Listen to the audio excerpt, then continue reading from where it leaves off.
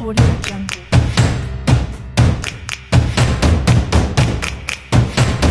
Audio Jungle. Olá amigos da Shop TV, aqui Márcio Reis, ao meu lado Dr. Rodolfo, somos da MR Advogados Associados e hoje no quadro Na Lei gostaríamos de falar para vocês de um tema bem interessante, principalmente porque saiu recentemente uma matéria no G1 de um argentino que veio para o Brasil, fez um monte de despesa, né, doutor Rodolfo? E depois queria cobrar essas despesas do patrão. Nós queríamos falar sobre férias, direito do empregado, direito do empregador, para que não tenha dúvida e para que não hajam casos iguais a essa peripécia que aconteceu recentemente. Então, gente, férias para o empregado, ela tem um período aquisitivo de 12 meses. Então, passados 12 meses, o empregado, devidamente registrado, tem direito a férias de um mês com um terço constitucional pago pelo empregador antecipadamente a saída das férias, mas temos alguns detalhes nesse meio do caminho. Veja bem, o que dá muito conflito é o empregado acreditar que ele pode exigir as férias a qualquer momento dentro da conveniência própria. E não é bem assim, né, doutor Rodolfo? Na realidade, o empregador tem 12 meses para, depois do período aquisitivo, dar as férias para o empregado nesse período que a justiça chama de período concessivo. Então nós temos vários problemas aqui no escritório relativos a isso, consultas quase que semanais a esse respeito, porque dá muita confusão esse entendimento, não é, doutor Rodolfo? Cito alguns casos aqui nossos aqui. Olha, Márcio, é um assunto que causa realmente muita confusão entre empregado e empregador e são detalhes, né, que a gente precisa passar aí com riquezas de informações para que não haja essa confusão. Como você bem disse, as férias têm que serem pagas 2 dias antes do início das férias. Então paga-se o salário integral e mais esse 1/3 constitucional que você disse. Lembrando outra confusão, mas depois o empregado volta das férias, tem que lembrar que ele tem que trabalhar mais 30 dias para receber a remuneração. Então normalmente isso também dá muita confusão, porque ele recebe antecipadamente com 1/3. Esquece disso. Sai de férias. Volta depois de 30 dias, aí ele começa não tem pagamento. Exatamente. Ele começa a trabalhar para receber depois de 30 dias. Então ele fica 60 dias sem um novo recebimento. Porque recebeu antecipadamente. Mas aí ele esquece, né? Esquece, gasta todo o dinheiro nas férias. E aí, a hora que chega para fazer o pagamento, cadê meu pagamento? Você já recebeu. Puxa vida, é outra consulta que a gente outra confusão constante. E isso o Márcio bem disse que tem um período aquisitivo, que você trabalha 1 ano, e depois desse 1 ano, aí tem o concessivo. É 1 ano para o empregador definir quando que sai as férias. Aí o empregador define, vou te dar as férias agora, tem que pagar com 2 dias de antecipação, aí o empregado sai de férias. O detalhe do argentino, Márcio, vamos colocar o argentino na curiosidade aqui, no site do G1, o argentino, primeiras férias, primeiro emprego, saiu de férias, veio pro Brasil, gastou, foi no hotel, foi pegando nota, no hotel, pegou do voo, as notas do voo, alimentação e voltou depois das férias, apresentou as notas para o empregador. Apresentou o relatório. Apresentou o relatório, queria fazer o pedido aqui do meu reembolso. Mas como assim o reembolso?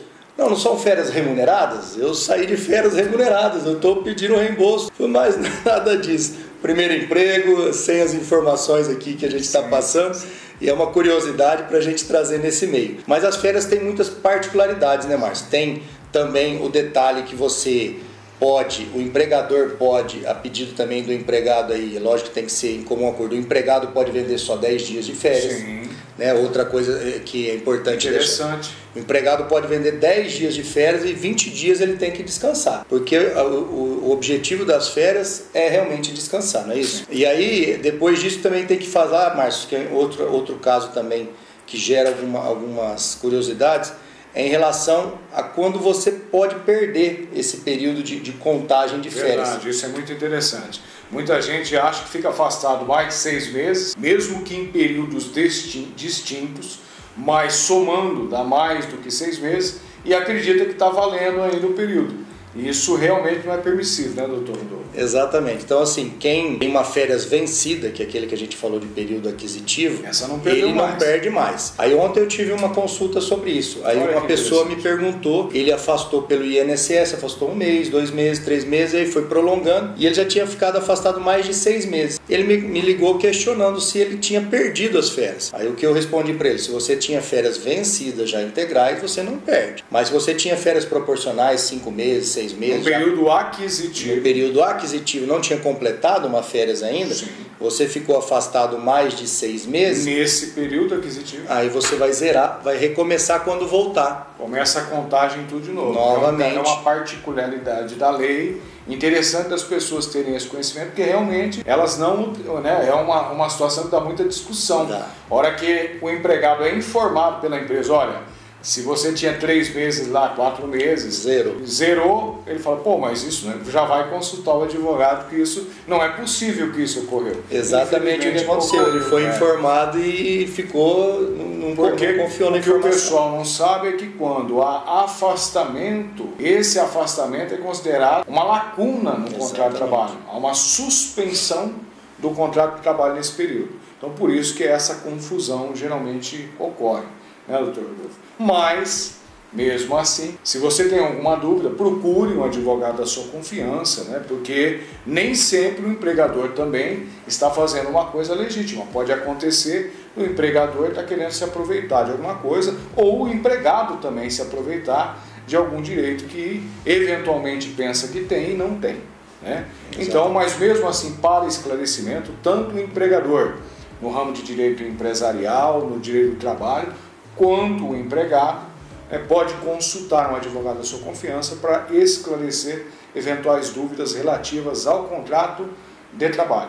Isso é muito importante para que continue aí uma relação de confiança harmônica que deve acontecer entre empregado e empregador. Exatamente. Cada um respeitando os direitos do empregado, mas também, né, os deveres do empregado e os direitos do empregador. Então eu acho que fica aí a dica, né, doutor Rodolfo? Espero que vocês sejam úteis essas informações para vocês e até uma próxima oportunidade e até lá. Grande abraço a todos do Shop TV, no programa Na Lei e até a próxima oportunidade.